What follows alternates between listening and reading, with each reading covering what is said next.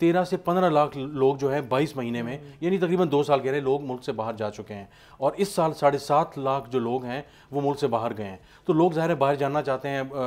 گوہر اجاز کا آج نمبر بھی ہے کہ $10 بلین ایک سال میں 2023-24 میں لوگوں نے دبئی میں لگائے ہیں، اور پچھلے تقریباً چند سالوں میں اب تک $100 بلین انویسٹ ہو چکے ہیں. تو لوگ ظاہر ہے ٹرسٹ کے ایشوز ہیں، ان امپلائمنٹ 40% سے زیادہ ہے، یہ مسائل تو ہیں، لیکن یہاں پہ کچھ چیزیں یہ آ رہی ہیں کہ ایف آئی اے اس کو ہینڈل کیسے کر رہا ہے. اب یہاں پہ بہت سی جگہوں پہ یہ ہو رہا ہے کہ اب یہ ڈرائیور والی بات ہے.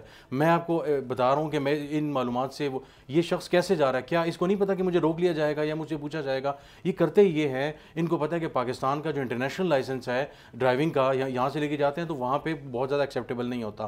یہ کیا کرتے ہیں، یہاں سے کسی کزن یا کسی ایجنٹ کے تھرو رابطہ کیا، وہ کہتے ہیں جی جاب ہے، یہ یہاں سے وہاں جاتے ہیں، وہاں پہ ڈرائیونگ اسکول میں ایڈمیشن لیتے ہیں، باقاعدہ ٹریننگ کرتے ہیں، بڑا ایگریسو قسم کی وہاں پہ وہ ساری وہ کورسز ہوتے ہیں، وہ کر کے پھر وہاں سے سرٹیفائڈ ایک قسم کا انٹرنیشنلائز قسم کا وہ لے لیتے ہیں ڈرائیونگ لائسنس، اس کے بعد وہ ایلیجیبل ہو جاتے ہیں. سو یہ وہ طریقہ ہے جو عرصے سے چلتا آ رہا ہے. اب بھی ظاہر ہے پی آر کے لیے انہوں نے جو ہے وہ سارا کر دیا، جی بندے کو میں نے روکا، اسے ڈرائیونگ نہیں آتی تھی. یہ کوئی پہلی بار، یہ انوکھا واقعہ نہیں، کم از کم میرے لیے حیرانی کا بات نہیں ہے. دو طرفہ معاملات ہیں، لیکن حکومت کو چاہیے جس طرح گورنمنٹ نے کمیٹی بنائی ہے اس کو ٹرانسپیرنٹ طریقے سے دیکھیں. لوگ 40 50 60 70 لاکھ روپے تک کے لوگ ویزے لے کے اپنے ساز و سامان بیچ کر، پراپرٹیز بیچ کر لوگ جانے کی کوشش کر رہے ہیں.